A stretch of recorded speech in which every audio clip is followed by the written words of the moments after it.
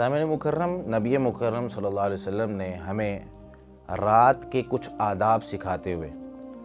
کچھ ایسی چیزیں بتائی ہیں جو کرنے میں بہت زیادہ فائدہ ہے، اور نبی مکرم صلی اللہ علیہ وسلم بھی ایسا کیا کرتے تھے۔ جیسے کہ ایک حدیث میں آتا ہے، صحیح مسلم میں روایت موجود ہے 3316 نمبر پر، آپ صلی اللہ علیہ وسلم فرماتے ہیں خمر الآنیہ، رات کو سونے سے پہلے اپنے برتنوں کو ڈھانپ دیا کرو۔ اور ایک روایت میں آتا ہے اگر ڈھانپنے کے لیے کچھ نہ ملے، ایک لکڑی یا ایک چھوٹی سی ٹہنی لیں اور وہ اس کے اوپر رکھ دیں۔ اور دوسرا ادب آپ صلی اللہ علیہ وسلم نے جو سکھایا ہے وہ اوق الاسقیہ تھا، جو پینے کی چیزیں ہیں، بوتل ہے یا پہلے دور میں مشکیزے ہوتے تھے، آپ صلی اللہ علیہ وسلم نے فرمایا ان کے منہ باندھ دو۔ اور تیسری چیز آپ صلی اللہ علیہ وسلم نے فرمایا وَأَجِیفُ الْأَبْوَابِ، دروازوں کو بند کر دو۔ اور ایک روایت میں بسم اللہ پڑھ کر دروازوں کو بند کر دو، کیونکہ شیطان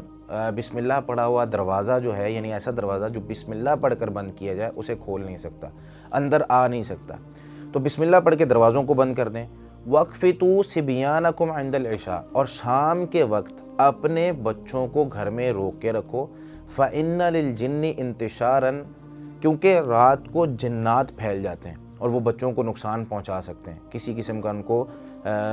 خدشہ ہوتا ہے کہ کسی بھی قسم کا ایسا کوئی نقصان ان کو پہنچا دیں، تو آپ صلی اللہ علیہ وسلم نے منع فرما دیا۔ اور ایک اور ادب آپ صلی اللہ علیہ وسلم نے سکھایا ہے وَأَطْفِئُوا الْمَصَابِيحَ عِنْدَ الرُّقَادِ، رات کو سوتے ہوئے جو چراغ ہوتے ہیں، یعنی ہر وہ چیز جس میں آگ جل رہی ہوتی ہے، جیسے آپ ہیٹر چلا کے سو رہے ہیں یا آپ کوئی کسی جگہ پہ چراغ جلایا ہوا ہے، تو ایسی ساری چیزیں جس میں آگ جل رہی ہوتی ہے رات کو اس کو بجھا کر سو جائیں، کیونکہ نبی مکرم صلی اللہ علیہ وسلم نے ساتھ اس کی وضاحت کی، کیونکہ رات کو جو چوہیا گھومتی ہے تو وہ کہیں دیے کی سلائی اٹھا کر آگ سے جلی ہوئی وہ کسی دوسری جگہ جا کر نہ پھینک دے، جس سے پورا گھر جل جائے اور ہماری جو ہے وہ جان خطرے میں پڑ جائے۔